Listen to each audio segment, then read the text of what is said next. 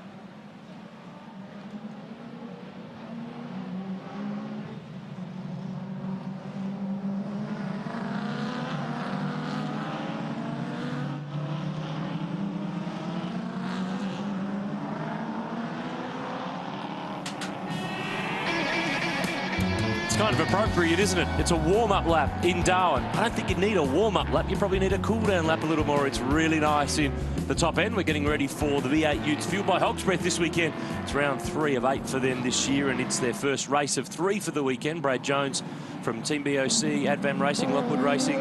Any other entities you represent this weekend? Not this weekend.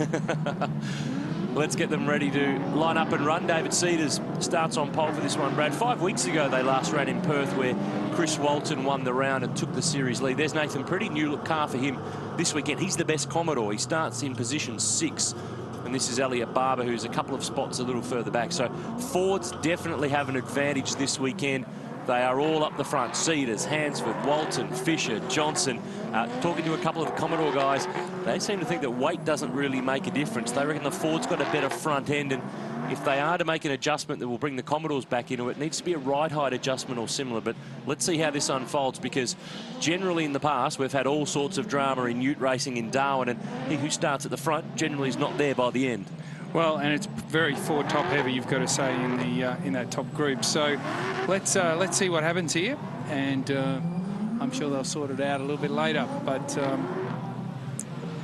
as you said, we have exciting racing up here, and you know, they pass and bump and grind, and I think there'll be plenty of action. You'll notice too that this year the front row of the grid is actually one back from where it's been in previous years. Gives the drivers in every category a better chance to see the lights, something that they've complained about in years gone by here. Complain no more. It has been fixed and changed. We're on board here with Craig Donis, Thirsty Camel Commodore. Had a nice little test at Calder before this round. They let the Hawthorn footballer Brendan Whitecross loose in that car, and he actually went quite all right. So it might be a second career for Brendan when he finishes in the AFL. So getting ready for a start. 12 laps, race 1, full field. Couple of local drivers joining in for the fun this weekend.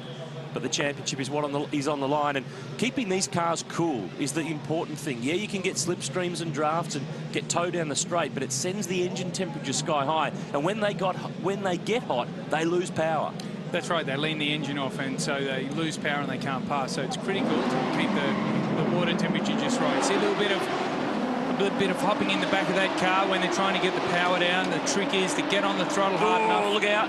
There was cars rubbing here. Yeah, there was rubbing in the background on the run down to turn 1. Cedars hanging on. Hansford out wide. Who will argue? He'll keep arguing all the way around. Oh, contact. Pretty is in the side of Andrew Fisher. Kim Jane to the scrub. Yeah. Oh, Noel Edge just made it through in that green number 2 car. Oh, this is willing. Craig Donis out wide over the curb. Jesse Dixon goes by. They play for keeps. Cedars, though, did hang on to the lead. Hansford behind, then Chris Walton, then Reece McNally, the red Stratco Commodore. So we only got, well, half a straight before there was drama. And there's limping cars. That's George Mediki, the IC. Oh, a lot of damage on the front of that car. Looks like George might have made a bit of contact. Busted nose. Saw his dad in action earlier on in the day in Touring Car Masters. This is back on board with Jeremy Gray, the Hawkeye in-car. He's right in the middle of the pack. That's Utes in front. There's the leaders. McNally in fourth. Oh, Grant Johnson, who's back in the category this weekend in that blue Ford. He had a side skirt trailing off that car. Danny Bazadzik there underneath Adam Marjoram. If that's what they do in one lap, I'd hate to see what they'll do in the next 11. Cedars, Margin, clearing away. Hansford has now got Chris Walton, the Renko Ford, right on his bumper bar. I think Hansford might have made a little bit of a mistake in those last two corners over there, because he was right on Cedars earlier on. So he's dropped back about a second, and that's never easy to catch. So he'll need to get his head down and eyes forward and get back onto that Cedars car. Back on board with Craig Donis in the Thirsty Camel Commodore. Just sort of a move up in front. Ryle Harris in car number 1, making a move forward. He's up to 9th. He started 12th. The reigning champ is working his way back in. He's 3rd in the points coming into the weekend. Replay of the start was really, really even. But just look at the mid-pack, because there was a rub in the middle there. Look, Reece McNally, I think Wayne Wakefield might have been involved. And I reckon that's possibly where Grant Johnson's side skirt got knocked adrift. Maybe even Nathan. You see him move across to the inside pretty rapidly. Not sure that we'll pick it up with this angle. You see the car go over. Oh, Dontis made the right call there. Slipped to the outside. And this was the touch at turn 1 with Pretty and Fisher. Yeah, Fisher I think is down Nathan the was back. a fair way up the inside there. I'm not too sure that he'll get into too much trouble for that. Have a look at this. That's Grant Johnson in front. We're on board with Elliot Barber. That's Nathan Pretty off to the right. It's all going on. Hands going everywhere. Man, how bent is that steering on that thing? Maybe it's just the way the steering wheel looks. There's another one down the inside. This is Jared McLeod up the inside of Dontis. No shortage of contact or bent panels here. And Dontis, big loser there, dropped a couple of wheels on the outside in the dirt. What was forced, probably. Walter. Description. Yeah, the championship leader, Brad's through to 2nd spot. Here he is. He was dominant in the last round at Barbagallo in Perth. He won 2 of the 3 races, and he was 2nd in the reverse grid race, which came from deep on the grid. So he had a really fast car there, and the Fords again are strong at Hidden Valley. Look behind, there's a move on. Grant Johnson, the former champion, down the inside, but that side skirt is still flapping. And then from here on in, you can throw a blanket over them. And Wayne Wakefield's got a question mark on the side of his car. I think he means that he doesn't have a sponsor there, but he's picking up places. He's up to 8th now, which is a great job. Looking back from Elliot Barber at Wayne Wakefield, former V8 Supercar Development Series driver, drove that crazy Mazda wagon Rotary Club car many moons ago in Queensland, and gets rid of Barber, gives him one in the back, cuts across the grass, and now gets down the inside. Yeah. No question mark there, just an answer. And he's through for 7th. Remember that he drove with Marcus Ambrose at Bathurst in the Pertec Ford back in the day. Barber's not done with, and I reckon there's a return of serve coming here. Or he'll just go to the outside and race him to turn 1. Who's got better brakes? But Barber needs to be careful. Leave that door open, and Ryle Harris will drive straight on into it. And that's what car number 1 will do. Just slowly but surely picking them off one by one. Had a bad first round in Adelaide. Gee, when they drop a couple of wheels on the outside of that turn, it certainly knocks the speed of the car around. And Harris now having a go at Wakefield. He's a long way up. Locked it up, got in deep, bangs doors. It's a standard Ute race now. Around the outside here at the hairpin is a long way around. And it leaves the door open for Elliot Barber to charge straight back through. Out front, David Cedars is clear. 1.7 seconds the margin. Look at this. Look at them all lined up. There's Kim Janey's got running again. There was another Jesus Ford in there. They're running 2 cars this weekend. The 19 car with Aaron Morgan at the wheel. Barber back through, but he's lost the rear. And the Just Car Insurance Commodore is in the bunker. Yeah, I don't think there'll be any getting out of that. Sandwich will not help. He'll need some assistance to get that going. He's bogged deep. Yeah, he's bogged deep. So I'd say that's going to possibly bring out a safety car, but well, it's in an area that it's pretty easy to slip off there if you're just a little bit wide, because there's not much runoff from the road. Now, this was earlier on. Wakefield's already been out in the grass. Barber gets a run, gets down the inside. There's a touch. Safety car's been called, by the way, and I reckon he might have damaged the steering potentially, or he's just in way too quick, or a bit of both. Yeah. And he's done here. I think he's just got in there a little bit quick. You know, your blood, get a pretty massive rush of blood as that stuff's happening. He needs the bucket and spade. Elliot Barber is bogged. David Cedars leads the way. Safety car's on the road with the V8 Utes. We'll get back to racing very soon from the top end.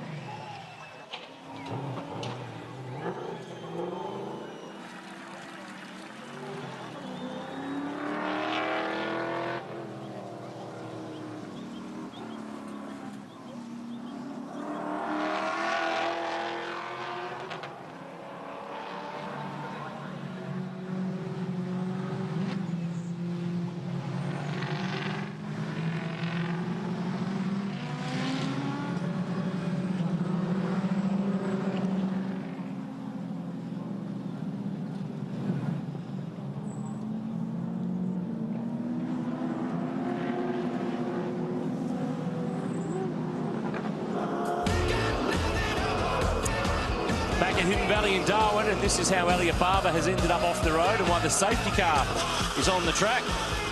Bunkered, and that means he's been removed. He's got going again. He's at the tail of the field. He's 29th. We've got to restart this time to the line. David Cedars will lead us back to the control line and the green flag. Chris Walton, the points leader, is right with him, but Ryan Hansford, Grant Johnson, they all come back into the game. Absolutely, and I think Elliot Barber got a little bit of a hand there from Wayne Wakefield right at the end of that when he was in trouble, and he might have got under control. He got a bit of a hip and shoulder into the bunker, but we've got a race and it's on fire here for the lead. Cedars had gone out to a decent gap, but now Walton is going to be all over him. On board with Craig Donis, who's on the fringe of the top 10. Jesse Dixon is in the 10 by about a nose at the moment. Donis will get it, though. Can Jesse hang around the outside? That's what he's trying to do in the Heyman Reese Commodore, but there's not enough grip there, and he has to get the spot to slot back inside. Jeremy Gray there lined up. Danny Bazadzik lined up as well.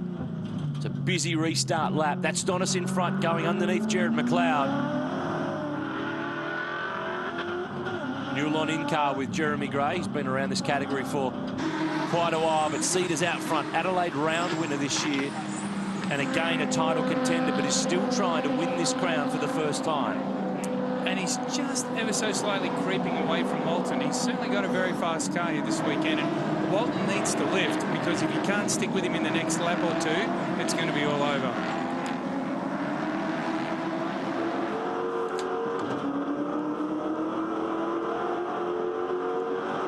Back on board with Adam Marjoram, P15 at the moment. That's Phil Woodbury up in front. First timer in the series this year. That's Jared McLeod going way slower than he should be. Oh, look at this! Wayne Wakefield unloads Nathan Pretty down at turn 1. He was in really deep there. Well, I think they're both in really deep, but I don't think there's any doubt what was going on there. And have a look at that car of Wayne Wakefield. It's got almost every panel damaged. Jeremy Gray launching it off the curb to get clear and get the spot, but that is a wounded Ford. He's damaged it. He's done. Pulls off. We'll take I suggest it won't turn right. No, we'll take the shortcut made infamous a few years ago by Paul Dumbrell, who fired off through there. Let's have a look at a replay here. Look further back in the queue. Black and blue Commodore. Wakefield has a look. A long way back. Oh, he's locked the left front. Can't stop it. Wow. No doubt that's just an error. He's too far back to try and get down the inside. Jumped on the brakes, locked them up, and nowhere to go. It's great news for guys like Craig Dontis here, who saw it all. Great for Ryle Harris, who very nearly slipped off the road with them, but that's a couple more spots and a few more championship points that are crucial. Well, what happens when that sort of accident happens in front of you and you see where they're braking, you know, sort of brake a little bit off the car in front. So he would have gone a fraction deeper. Ryle would have followed him in, and it's easy to get dragged into an accident like that. And as we saw, Ryle just got in a little bit too deep, but kept it on the black stuff, got around the corner and managed to stay in front of Dondas, who's done a great job to get up to 7th from 15th. Good fight here. Oh, just as I said that, just as I was about to say that Jesse Dixon's had a good run, look at that. Drama. Bazadzik whacked Woodbury into the middle. Andrew Fisher's not having a good day at all. He's got involved as well. I was just about to say Jesse Dixon won his first Ute race at Barbagallo, and before I even got to it, that happened. It's always the way. It's always the way, and it just shows you this racing is so close and so exciting. There's so much going on that they don't, you know, the error for margin is quite small, and they're certainly not afraid to use the car. Let's have a look again. Heyman Reese, blue and white Commodore, just taps. And Bazadzik's car at that point is unloaded, so you could probably flick it around with the lightest of taps, and then everyone who went to the grass voted wrong because that's where the car ended up. Well, and what makes that difficult is you're committed. So at this point, they're all braking as hard as they can. It's not like Jesse can push on the brake a little bit harder and stop the car. He decided early on that he was going to brake where he was going to brake, and you know, you just forward motion drags you into the car in front. It's unfortunate, but you know, it's not always deliberate. Looking here back to the front with our leaders, and it's all the Fords. 1, 2, 3, 4. There's Reese McNally in the best of the Commodores. Ryle Harris quietly but softly working his way forward. He's 6th, then Dontis. Here's Jeremy Gray in 8th. Jesse Dixon 9th. Adam Ardrum, nice job. 23rd on the grid, up to 10th. This is Michael Armand in the yellow car, the Porsche Carrera Cup driver, who's back in the category this weekend. Aaron Borg on debut, showing that he's not afraid to get into it. Peter Bennett there pounces and grabs a couple of spots. I think if you just stay on the black stuff and don't make contact with anyone, change gears at the right spot and stop where you're meant to, there's every chance you'll end up 10th from 23rd. I reckon if you and I started in a lap's time, we'd still be top 10 with the way that they've all been slipping back through the pack, because this has been a brutal race. And now Marjorum's off the road in the Auto 1 Commodore. All that work that he's put in has come to nothing. But out front, this is where it's at. David Cedars leading, controlling this first race of the weekend. 3-race format for the Ute guys, and this is a Darwin problem. Cars with hot exhausts off the road, dry grass. This could bring out another safety car. And we need to just put that out there. That was John Wood, who'd been off the road at turn 5. 2 laps left in this one. Jared McLeod's off as well. I probably would have parked a little further away. Yeah. Probably would be a good idea. It's going to turn into a pretty massive sausage sizzle otherwise. Without the sausages, though. No sausages. Here's Cedars, Walton, Ryan Hansford starting on the front row of the grid.